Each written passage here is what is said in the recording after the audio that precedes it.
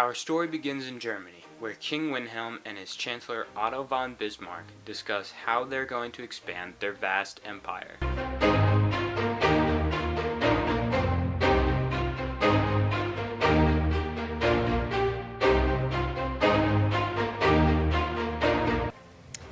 Lord Bismarck, what shall we do today? We should pillage Africa! That's marvelous! But how can we justify it?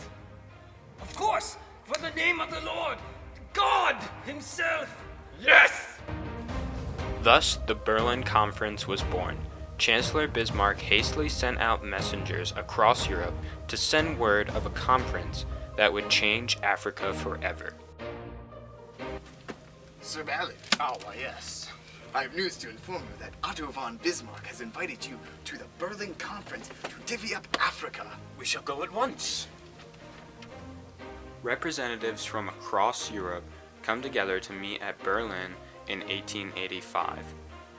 Under the supervision of Otto von Bismarck, these representatives discuss how they're going to divvy up Africa.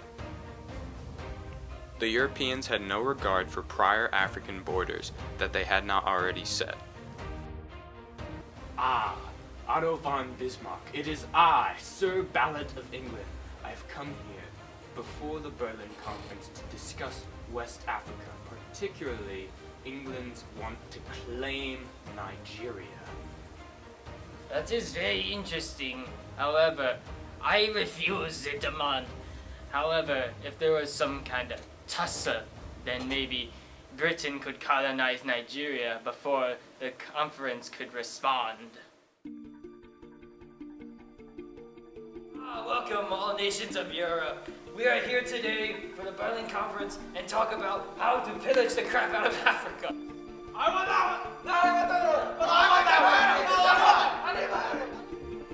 As other European nations fought over which plot of land they would get in Africa, Great Britain ensured itself of claiming Nigeria and soon began to colonize.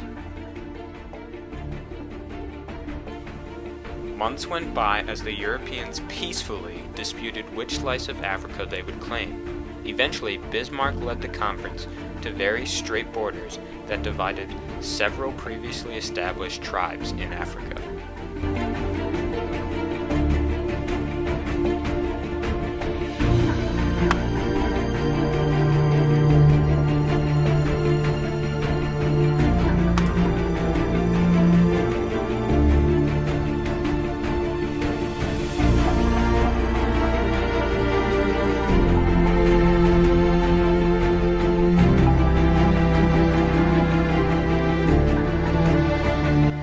Prior to the Berlin Conference, Nigeria was incorporated into the Atlantic slave trade under Portugal rule.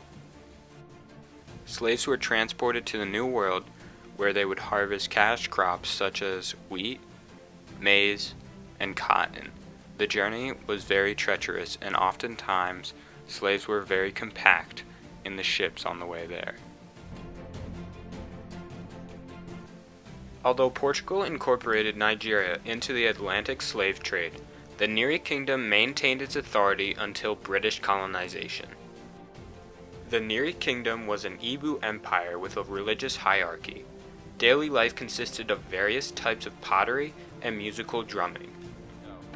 What can I say about the Kingdom of Neri? It's not just fantastic. We have a rich and deep musical culture as seen right here by my loyal, healthy, beautiful subject, just like all the other thousands.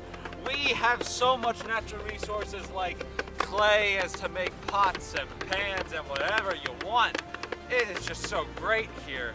We have trees, we got dirt, we have land, we have prosperity, have fish, and our gods. Look at this man. Look at the beautiful song to Chukwu himself. Sing it, Chukwu. The voyage to Africa was just as deadly as crossing to the New World. Several people died from diseases such as smallpox. Nearly half our crew has perished on this journey to Nigeria. Indeed. My brother has died last night, sadly. How does your God justify acts such as those? The Lord works in mysterious ways.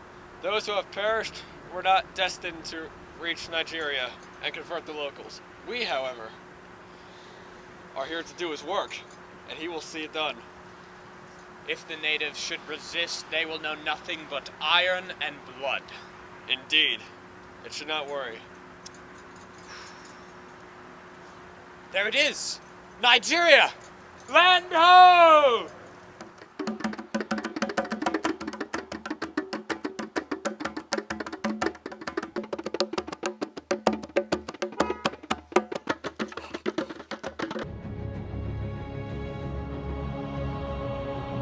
I would like to welcome you to the British Empire, where the sun never sets. My name is Sir Ballot of England, and I have come to pillage your land.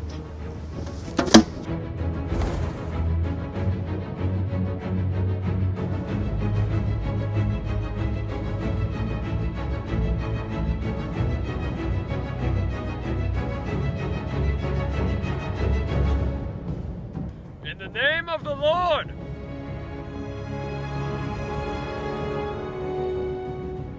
Several battles were fought between the British and the natives, until eventually the British crept into Nigeria's modern-day borders.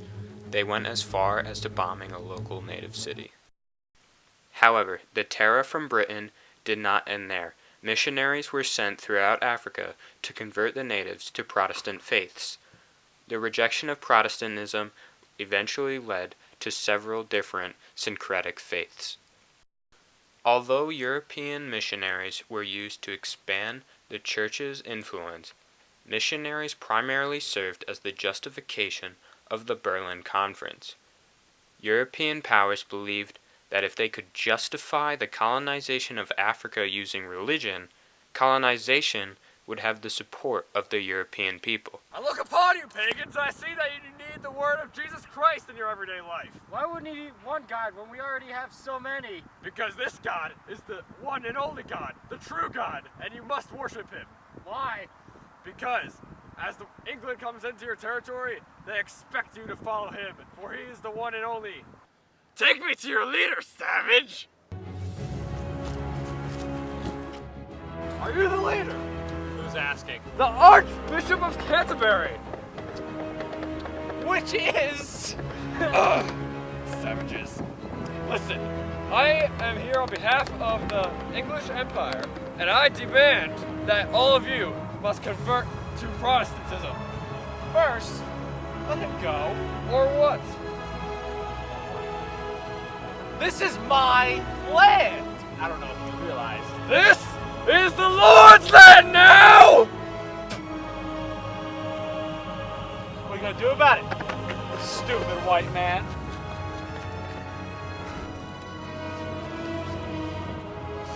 British Empire, Archbishop. We don't need that here. This is Nairi. Ah!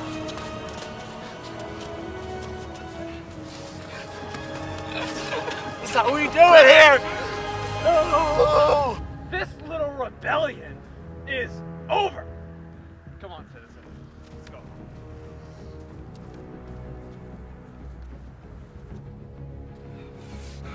In the name of the Lord!